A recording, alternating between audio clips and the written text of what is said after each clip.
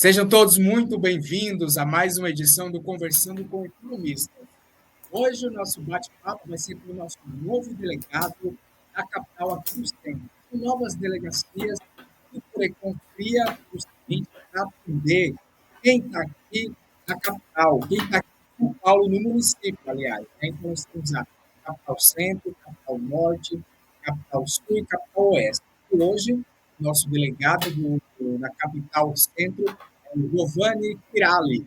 Ele é um executivo com mais de 35 anos de experiência em posições de lideranças nas áreas de finanças corporativas, controladoria, planejamento estratégico, governança, investimento e gestão de riscos. Hoje a gente vai aprender bastante. Você que está aí do outro lado também vai se aprofundar um pouquinho em diversos temas aqui e mais esse bate-papo agradável do Conversando com Economistas.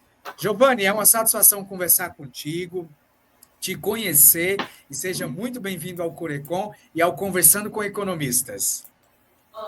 Oi, Renato. Boa tarde. Boa tarde a todos, né? É uma honra estar aqui com o Corecon de São Paulo, né? Uma entidade que tanto representa a nossa profissão. Como você disse, eu tenho mais de 35 anos de trajetória atuando em diversos segmentos e estar aqui para a gente difundir o trabalho do economista, o trabalho do delegado distrital, muito me orgulha, e eu estou aqui para a gente bater esse papo aqui, e muito feliz de estar nesse chat aqui, nessa sala com todo mundo aí que vai nos ver depois, e assim, acho que a gente vai ter aqui um curtinho espaço de tempo, mas vamos tentar dar um recado aí para a galera. Tenho certeza que a gente vai ter bastante tema nesse pouco tempo aqui do Conversando, mas que quem está aí do outro lado, especialmente você, vai aprender bastante aí com as experiências aí do nosso delegado aqui da Capital Centro. Para a gente iniciar, Giovanni, conta para a gente aí como foi que tudo começou, né? Eu sei que você tem essa vasta experiência, são mais de 35 anos aí em posições aí de liderança em diversas frentes, mas conta para a gente. Como tudo iniciou, por que fazer economia, o que te levou a fazer o curso de Ciências Econômicas? Boa pergunta, Renato. A gente pode dividir isso assim, mais popularmente ou mais tecnicamente, mas vou começar aqui com o popular, né? Eu escolhi porque desde cedo compreendi que as decisões que moldam o nosso dia a dia, desde o preço do pão ao planejamento de um país, são, em última instância, decisões econômicas, né? Sempre me fascinou a ideia de transformar a complexidade em clareza. Então, a escolha por ser o economista, né, ela tem a ver com a economia, que me ofereceu isso, né? Uma forma de pensar sistemicamente, de enxergar as causas por trás dos efeitos, e principalmente de propor soluções que equilibrassem a eficiência com justiça, né? Também, minha escolha foi fundamentada na compreensão de que o economista atua como um integrador entre dados, políticas e estratégia. Né? O economista ele tem a possibilidade, é muito ampla a atuação do economista, então ele avalia riscos, projeta cenários, modela soluções e sustenta decisões com base em evidências. Então, ao longo da minha carreira, eu percebi que a formação em economia proporciona uma vantagem de comparativa importante. A habilidade de lidar com escassez, incerteza, eu diria também intertemporalidade e incentivos, elementos centrais em qualquer organização, né? Eu acho que isso que me trouxe, me levou a ser economista. Eu olhava lá atrás, né, sobre o século passado, e eu olhava lá atrás, por que o preço do pão se modificava constantemente? Minha mãe brincava, filho, vai lá comprar pãozinho. Ela me dava um cruzeiro, naquela época, né? E eu ia comprar de manhã 4 pãezinhos. Com o mesmo cruzeiro, quando eu voltava à tarde, eu conseguia comprar só 3. E eu não conseguia explicar isso para minha mãe. Eu falava, poxa, eu não sei. Eu sei que aumentou o preço aí do pão, só vem com 3. Então, é isso. Eu acho que o economista ele tem diversos desafios, né? Então, eu escolhi por ser economista porque acredito que o conhecimento econômico tem o poder transformador. e que nós, economistas, temos uma responsabilidade com a sociedade, com as próximas gerações e com o futuro das instituições que ajudamos a constituir. Inclusive aqui, nesse bate-papo que a gente está tendo, né, o delegado distrital é legal porque ele não é um sujeito que ganha a remuneração, mas ele atua, digamos, filantropicamente, mas não é filantropicamente, ele atua devolvendo um pouco para a sociedade aquilo que ele recebeu ao longo dos tempos. Então, eu acredito firmemente nisso. Devolver para a sociedade o que a sociedade me entregou. Não sei se fui claro, mas assim, o economista tem uma ampla campo, e por que eu escolhi? Porque eu não entendi por que o preço do pão se modificaria tão rapidamente. Tudo por causa do preço do pão. Não, brincadeira. Verdade, Giovanni, cara. fala pra gente. Você falou aí nessa sua introdução inicial, né, que o economista ele tem vários desafios. Na sua visão hoje, quais são os principais desafios do economista em tempos atuais, em que a gente vê aí taxa Selic alta, inflação, fala-se muito em inflação, fala-se também muito nessa briga comercial entre Estados Unidos e China, né? Então, na sua visão hoje, para o estudante que está iniciando o curso de Ciências Econômicas, né? Que quer ser um futuro economista, que quer ter, por exemplo, você como modelo daqui a 20, 30 anos, e ter toda essa experiência, na sua visão, qual é o principal desafio hoje para um economista? Tá, antes, Renato, se me permite, eu vou fazer um breve olhar sobre o passado, tá bom? Sim, claro. A economia brasileira ela passou por ciclos profundos de instabilidade, né? Hiperinflacionário e reformas estruturais. Eu diria que desde o Plano Real, os economistas passaram a ter um papel cada vez mais decisivo na formulação de políticas, controle de riscos e desenho de estratégias corporativas, né? Então, muitos de nós saímos da teoria clássica e fomos para a linha de frente das decisões. Então, isso que é importante dizer. Você sai da teoria e vai para a prática, né? Aprendendo a navegar entre macroeconomia, microeconomia e a realidade das empresas, né? Falando pelo presente, né, eu diria que a gente está calcado em 3 grandes tripés. Você citou aí o conflito tarifário que o Trump gerou aí atualmente, né? Mas eu não quero me prender a isso, porque eu acho que isso é um tema que já está sendo amplamente debatido. Eu vou dizer o seguinte: o presente ele é formado por incertezas, transformações e novas exigências, né? Vivemos hoje uma economia marcada por 3 grandes vetores, na minha visão, ok? Transformação digital é uma, né, inegável, que a gente está aí vivendo, aí, a inteligência artificial ela veio de fato para ficar, e é como a tecnologia, ela está em constante avanço, não tem mais retrocesso sobre isso. Transição energética, né, e tensões geopolíticas. Eu colocaria aqui, não é só transição energética, me perdoe, a gente está falando muito de ESG hoje, né, questões ambientais, ecológicas e sociais, né? Especificamente no Brasil, temos o desafio da baixa produtividade, da informalidade, da complexidade tributária e, notadamente, do equilíbrio fiscal, né? A boa notícia é que há uma demanda crescente por economistas, né, capazes de traduzir dados em decisões, né, tanto no setor público quanto no privado. Então, o economista que entende de ESG, transformação digital, inteligência de dados e finanças sustentáveis, é cada vez mais requisitado. Então, eu diria que esses são os principais desafios, né? Eu acho que esse tripé vai trazer um público com uma nova visão. Por exemplo, no século passado que eu me formei, né, a gente tinha uma preocupação, a gente vivia a era da incerteza e da comunicação. Hoje a gente vive talvez os mesmos desafios, só que um pouco mais complexos. Como lidar com essa questão da transformação digital? Como lidar com a criptoeconomia, né?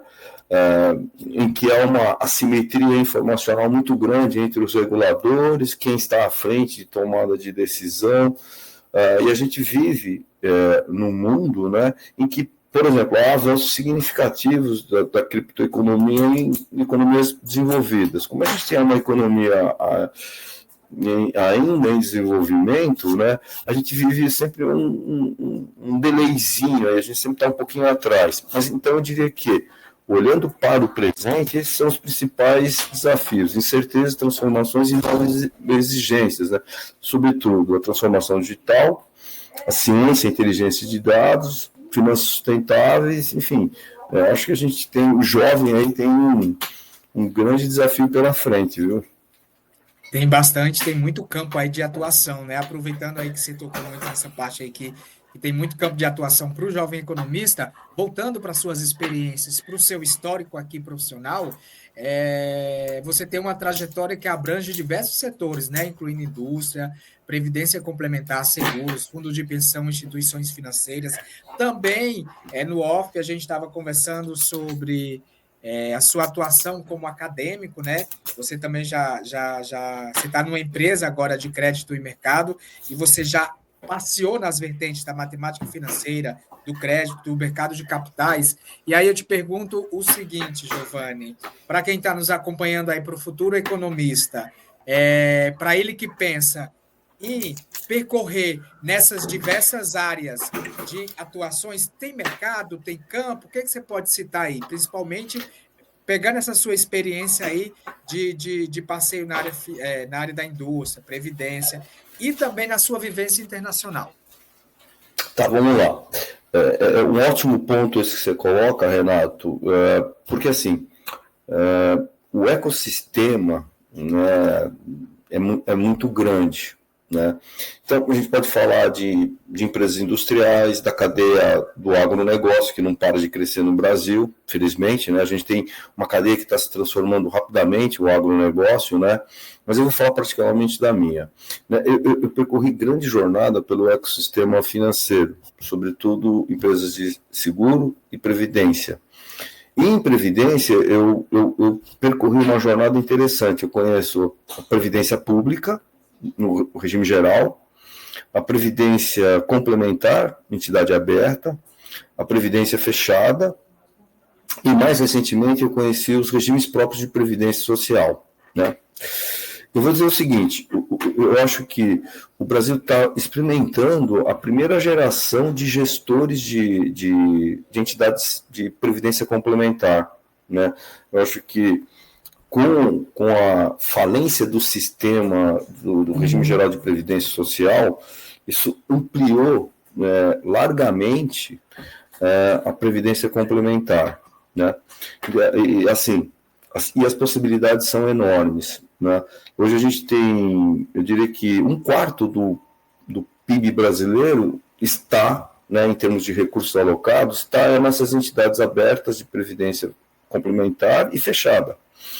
Então, assim, o profissional que vai atuar nesse mercado, ele tem uma ampla gama de possibilidades. Ele pode trabalhar na gestão de recursos, na gestão de riscos, na governança corporativa, em controles internos, na supervisão, orientação e fiscalização dessas entidades. A gente tem carência hoje de profissionais que têm uma expertise em atuar com previdência aberta ou fechada, ou de regimes próprios.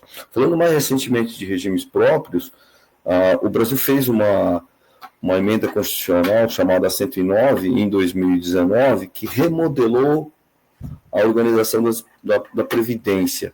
E com isso, olhando para a Previdência Pública, né, e com isso abriu uma janela enorme de possibilidades de economistas atuarem nesses regimes que estão apenas a primeira onda desse processo está acontecendo agora. Então, eu costumo dizer o seguinte: bebe água limpa quem chega primeiro na fonte. Então, quem chega primeiro na fonte, e aí é o recado para o economista, porque, dado aquele que a gente está falando, que saber interpretar dados, traçar os cenários, colocar isso, esses grandes dados, a favor da instituição, fazer investimentos vinculados aos passivos, A gente tem uma avenida de oportunidade assim, extremamente ampla. Então, por exemplo, se eu perguntasse para você, deixa eu perguntar então, não se eu perguntasse, quando você, se eu te perguntar assim, qual é a cor de um cisne, o que você me responderia? Normalmente a gente vai para o branco, para o cinza, né? Raramente a gente pensa nos cisnes negros, né? Exatamente, raramente. A primeira opção é o branco, né? Ai, branco. É, então, fazendo essa anedota entre o cisne branco e o cisne negro, vamos dizer que o cisne branco é a área do cérebro que pensa no retorno, e o cisne negro é a área do cérebro que pensa no risco. Então, normalmente a gente só pensa no retorno, né? Raramente a gente pensa no risco. Os supervisores hoje, eles estão focados nessa vertente do risco, supervisão baseada em risco. Então, a gente está assistindo grandes avanços na governança corporativa, na supervisão, na orientação, na fiscalização e, especialmente, na educação previdenciária. Então, eu diria assim, o jovem economista que seja quantitativo ou qualitativo, né? A gente tem economistas que gostam mais da vertente quantitativa, que é o meu caso. Né? Tem uma avenida de oportunidade, Renato, que você não imagina nesse ecossistema de previdência. Mas também não só isso, tá? Também em corporações, que todas estão fazendo o engajamento do ESG, né? E isso não tem retrocesso também. Não é um greenwashing, está ocorrendo. E você falou da experiência como professor. Sim, eu tive uma experiência e foi extremamente rica. Né? Eu fui vinculado à Universidade Metodista de São Paulo, onde eu estava na coordenadoria, vinculado à coordenadoria de contabilidade e controladoria. Infelizmente, a universidade ela não teve um final feliz, mas na oportunidade que eu, enquanto docente, né, eu pude ver a transformação das gerações, né, e a geração Z, geração Y, enfim, os baby boomers, como no meu caso, né. Então, é impressionante como a gente vê isso nitidamente. Então, o jovem hoje, essa geração Z, ela tem uma facilidade que a nossa geração, a minha geração, não tinha. Então, ele está conectado em tudo. Então, a economia é uma coisa conectada, muito conectada. O mundo hoje é instantâneo, né? Então, o que acontece lá na China, mesmo com o fuso horário, a gente fica sabendo imediatamente.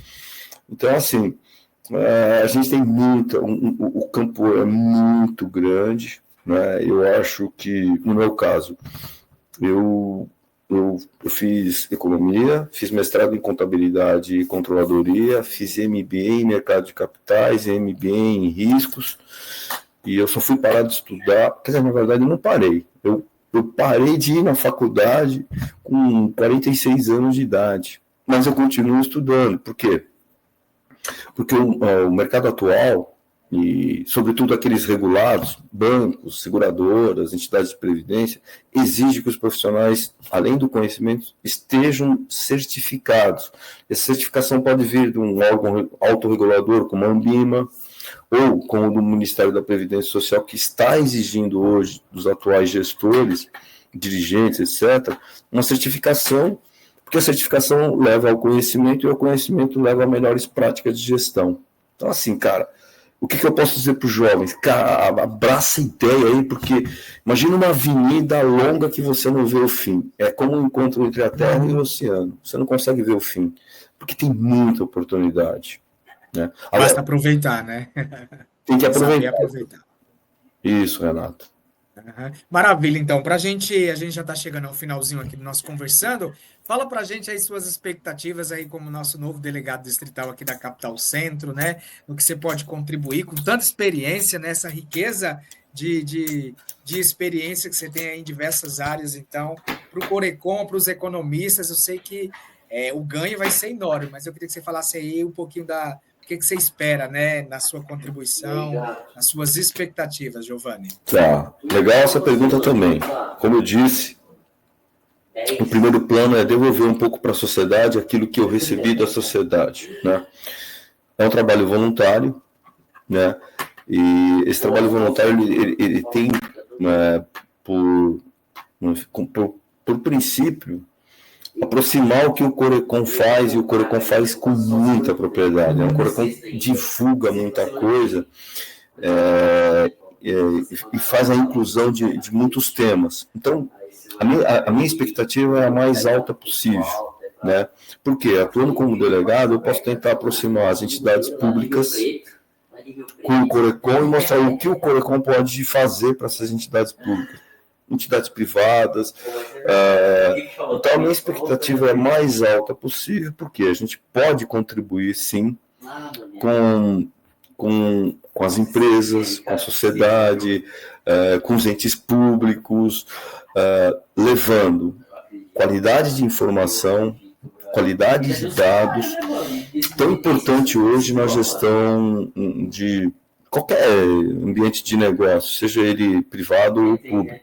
Mas eu diria que, sobretudo, o público. Apesar de que no público você tem muita escola de negócio e tal, mas não exatamente com essa vertente mais voltada para a formulação de grandes dados, enfim, a leitura de cenários. Então, assim, minha expectativa é a mais alta possível. Eu espero que eu tenha a capacidade de levar todo o arcabouço que o Corecon nos proporciona e eu aproximar esses stakeholders, né, fazer uma conexão legal e poder divulgar cada vez mais o trabalho do economista e do Corecon. Eu tenho certeza que com sua vasta experiência, né, com todas as suas habilidades, você vai nos ajudar bastante aí nessa nova fase aí, né, com esses novos delegados, né, com essas novas forças, né, essas novas cabeças, esses novos economistas que estão vindo. Então vai ser uma ajuda muito grande. E assim, Giovanni, a gente encerra e eu agradeço imensamente a sua participação. Foi muito bom ouvir um pouquinho hoje das suas experiências, das suas habilidades, né? Foi muito bom conversar contigo nesse Conversando de hoje. Renato, eu que agradeço aí o franqueamento do tempo, a disponibilidade do Corecon para esse bate-papo e falar para a galera aí, assistam o vídeo, outros não só esse, mas assistam porque, gente, a janela de oportunidade está aí e não deixe ela fechar, entrem, mergulhem nela. Obrigado, Renato, obrigado, Corecon e boa tarde. É isso aí, estamos aí. Com mais essa conversa, mais esse bate-papo inspirador, a gente encerra mais um Conversando de hoje. Espero que você tenha gostado do nosso bate-papo. A gente se encontra numa próxima edição. O nosso convidado de hoje foi o Giovanni Chirali, que é o nosso delegado distrital aí na Capital Centro. Ele tem graduação em Economia, mestrado em Contabilidade e Atuária, tem especialização em Gestão Gerencial, Banking e MBA em Mercado de Capitais. A gente se encontra numa próxima edição. Um forte abraço e até lá. Obrigado. Tchau. Valeu.